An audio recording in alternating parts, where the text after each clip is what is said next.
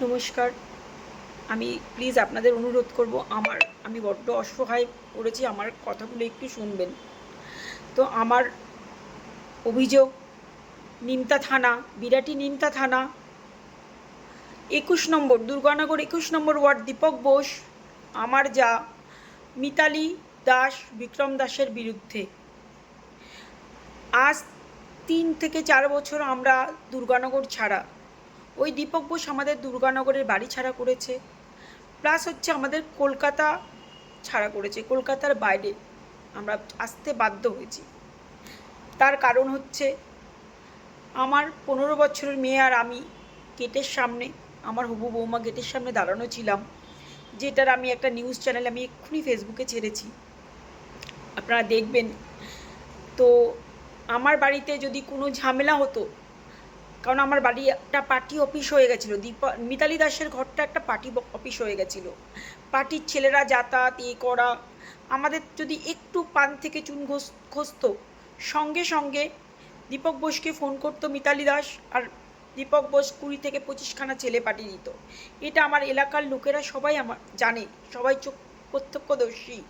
কারণ আমার বাড়িটা হচ্ছে রোডের ওপরে, লোকনাথ মন্দিরের পাশের বাড়িটাই, লোকনাথ মন্দিরের পাশে, মন্দির লেনে লোকনাথ মন্দিরের পাশের বাড়িটা, ওখানে রোডের ওপরে বাড়ি। আমার বাড়িতে কি হচ্ছে না হচ্ছে সবাই দেখতে পায়, দোকানদাররা সবাই আমাদের চেনে।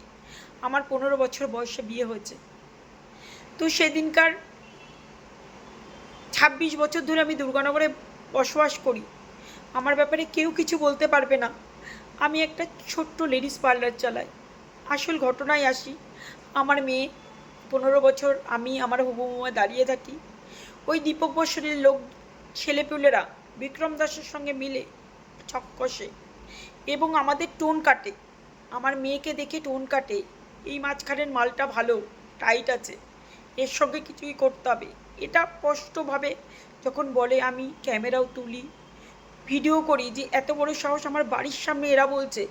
আমি যেহেতু ভিডিও করছিলাম, ক্যামেরা করছিলাম, ওরা চারিদিক থেকে আমাদের ঘিরে ধরে, আমাদেরকে মারে, আমার নাইটি ছিঁড়ে দেয়।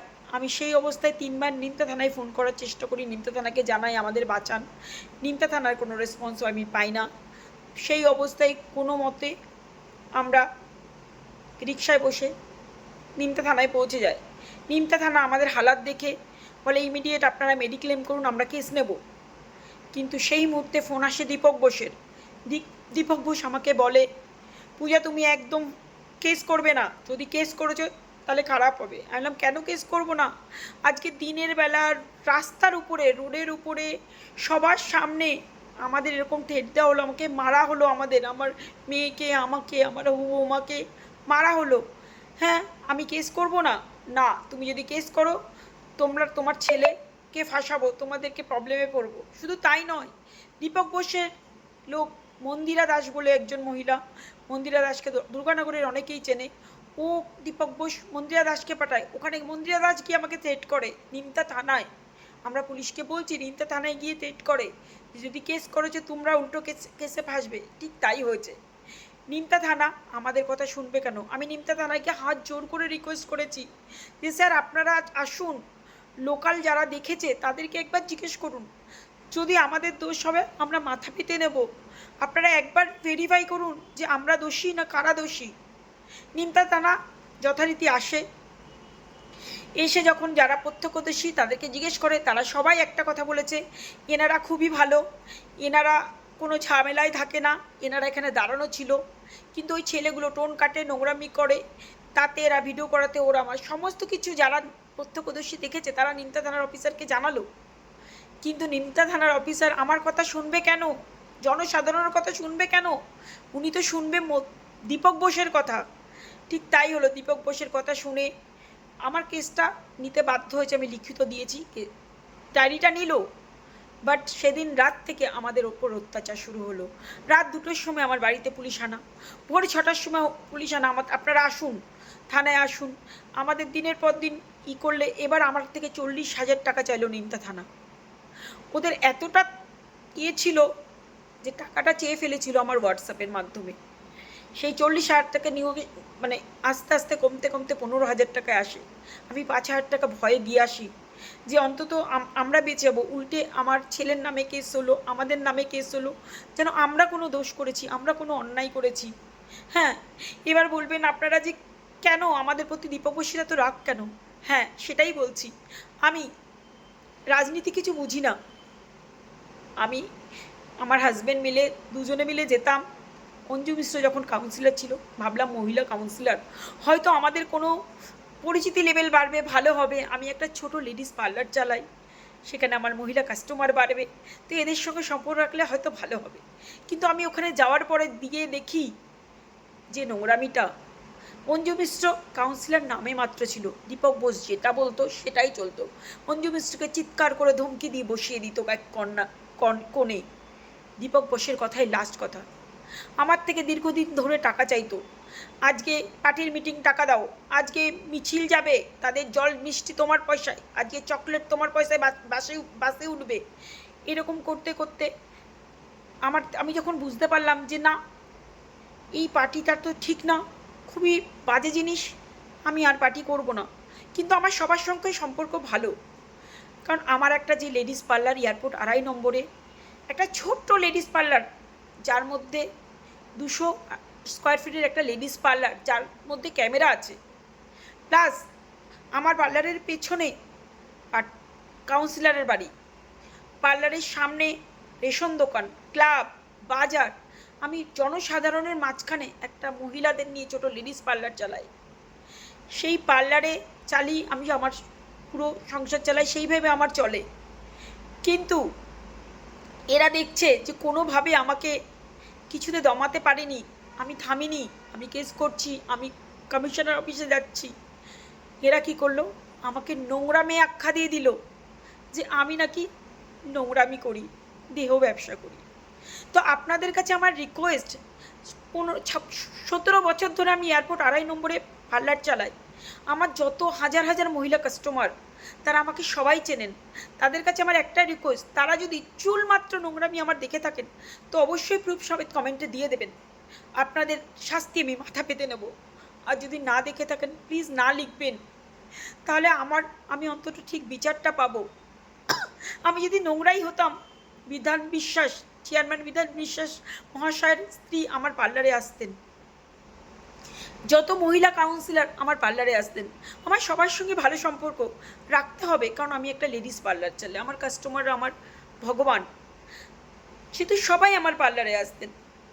26 বছর ধরে আমি দুর্গানগরের বাসিন্দা। 15 বছর বয়সে বিয়ে হয়েছে আমার। 15 বছর বয়স থেকে আমি 26 বছর ধরে ওখানে।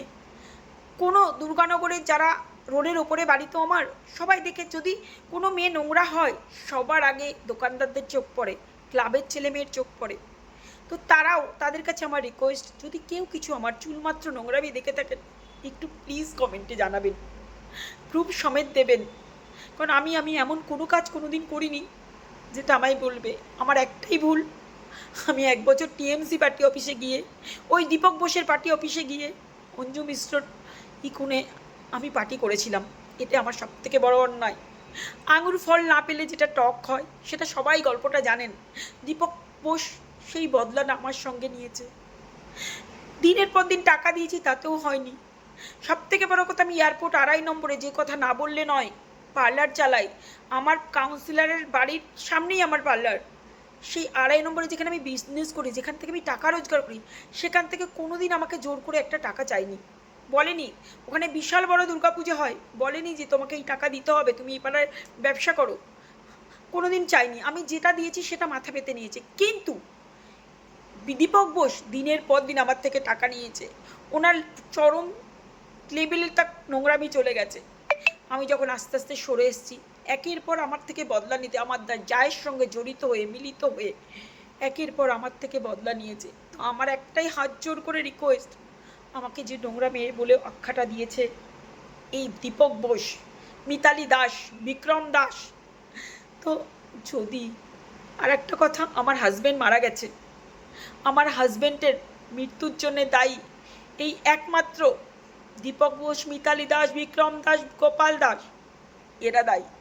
কারণ আমার নিমতা থানার মেজবাবু আমাকে একটা পেপার আনতে বাড়িতে পাঠায়। আমি একদিন 5 মিনিটের জন্যে, আমার হাজব্যান্ড আর আমি যাই, যাওয়ার পরে গিয়ে দেখি লাইট অফ। আমি সঙ্গে সঙ্গে বেরিয়ে এসে সামনের মুদির দোকানে দাদার সঙ্গে কথা বলি যে দাদা লাইট নেই। সেই মুহূর্তে দেখি বিক্রম দাস আর মিতালি দাস ওই গোপাল দাসের হাতে একটা লোহার পাইপ, কলের পাইপগুলো হাতে তুলে দিল। আমি বুঝে উঠতে পারিনি, দৌড়ে এসে আমার মাথায় মারলো। মাথায় আমি সঙ্গে সঙ্গে কাত হয়ে যাওয়াতে আমার ঘাড়ে পড়ে বাড়িটা।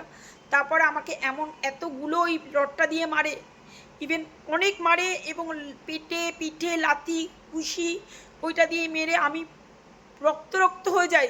আমার হাজব্যান্ড দৌড়ে আসে, তাকেও ফেলে মারে। আজ যখন আমি 4 দিন ধরে হসপিটালে অ্যাডমিট ছিলাম, একবারের জন্য নিমতা থানার পুলিশ আসে, জিজ্ঞেস করেনি একটা রোডের ওপেন রাস্তার উপরে একটা মহিলাকে এইভাবে মারা হলো, কেন মারা হলো, কে মারলো, একটা বারের জন্য এসে আমার বয়ান নেয়নি। আমি 4 মাস উঠে দাঁড়াতে পারিনি। 4 দিন পরে যখন আমি একটু বসার ক্ষমতা হয়েছে, আমি কমিশনার অফিসে যাই। ব্যারাকপুর কমিশনার অফিসে গিয়ে আমার অবস্থা জানাই। তখন কমিশনার স্যার যখন নিমতা থানাকে ফোন করে, তো নিমতা থানার ওখান থেকে এমন কিছু রিয়াকশান এসেছে, সেই সেম আমি নোংরা ভাষায় কিছু, যেটা আমার মনে হলো, আমি তো শুনতে পাচ্ছিলাম না, কিন্তু স্যার বললো সেটা যাই হোক, একটা মহিলাকে মারলো, আপনারা স্টেপ নেবেন না। ওখান থেকে চলে আসি। তো আমার একটাই রিকোয়েস্ট, আমার হাজার হাজার কাস্টমার যারা আমার হাজব্যান্ডের জন্যে কেঁদেছে, আমার হাজব্যান্ডকে সবাই ভালোবাসতো, এই টেনশানে আমার হাজব্যান্ড দিনের পর দিন ঘুরতে ঘুমাতে পারিনি, দুর্গানগর ছাড়তে হয়েছে, কলকাতা ছাড়তে হয়েছে, কলকাতার বাইরে পড়ে থাকতে হয়েছে, এই চিন্তায় আমার হাজব্যান্ড হার্ট ফেল করে। তো আমার এই হাজব্যান্ডের মৃত্যুর জন্যে দায়ী একমাত্র এই দীপক বোস, মিতালি দাস, বিক্রম দাস, গোপাল দাস, এরা মিলে আমার হাজব্যান্ডকে মেরে ফেললো।